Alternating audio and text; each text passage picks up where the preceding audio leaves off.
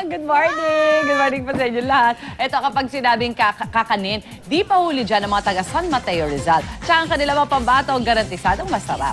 Patuloy na nakikisaya na Love at Arms sa kanilang Kakanin Festival. Love this At festival. makikilala natin ang kanilang mga reyna.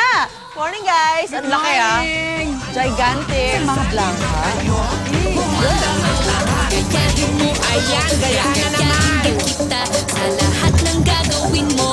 Sa una ay sabay, ikaw pwede. Oh yeah! Halo kay Ubi pa po! Ang hirap pala nito. Ang hirap pala nito. Konti pala itong ginagawa ko. Hindi pa yung buong kawali, mga kapuso. Iba raw pag buong kawali, talaga naman lalaki ang kanang arms mo niyan. Ayan po ang ilan lamang sa kakanin rito. Meron tayong ubi halaya. At syempre meron po tayong maha na talaga namang napakaraming ingredients na nilalagay. At syempre meron din po tayong kutsinta na kasalukuyan din pong ini-steam sa mga oras na ito. And speaking of mga kakanin, mga kapuso, eto na, ipapakilala namin sa inyo ang ating mga reyna ng kakanin.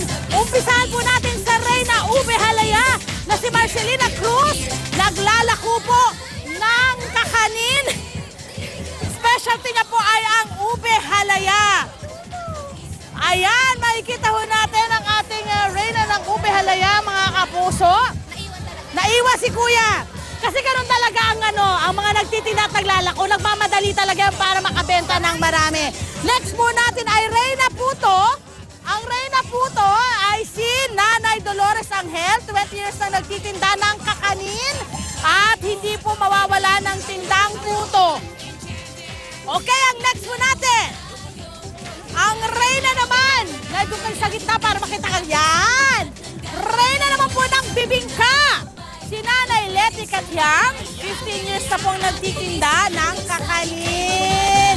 Lahat ng klaseng kakanin ay tinitinda niya. At mula naman po dyan, mga kapuso, 8 mga nagtitinda ng kakanin ang gumawa po nitong ating Giant Biko. Makikita ho natin dito ngayon. Alam niyo po ba na 50 nyog ang kanilang ginamit rito? 8 tindera po ang gumawa nito. 20 kilo or 25 kilo po ng malagkit ang kanilang ginamit. At sila po ay nagtulong-tulong. Meron pong 15 kilos na sugar at 6 na barako ang bumuhat po ng ating giant kakanin. Okay, mula naman po dyan, mga kapuso, eto naman po ang ating mga ipinagmamalaking mga binibini ng iba't ibang lugar dito po sa San Mateo Rizal. Ayan, makikita ho natin sa mga representative po sila ng kanya-kanya pong mga lugar. Ang gaganda naman ng mga gowns nila. Ito po yung kanila iba pang kakanin. Antala, o parang naantala. Kutsinta, maha blanco mais, bibingkang galapong, sapin-sapin, suman sa lihiya, kutsinta. Meron kanina ube halaya, biko, puto, actually ito ay pichi-pichi, at ang bibingkang kamoting kahoy. Ito po silang lahat. Ang kanilang nire-represent ay iba't iba pong mga kakanin mula na rin po naman sa iba't ibang lugar ng San Mateo Rizal. Mamaya, magbabalik pa ho tayo para sa mas marami pang kakanin. Dito lamang sa unang hirit. Balik tayo sa studio. O kilalanin natin ito. Studio.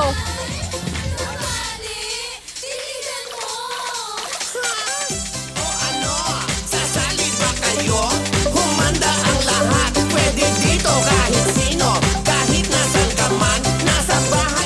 Okay, kain na. Sa mga naghahanap, go na there to Rizal. Kinilig ako in fairness. Dahil mahilig kami ni Atty. Gabby sa mga kakanin. Actually.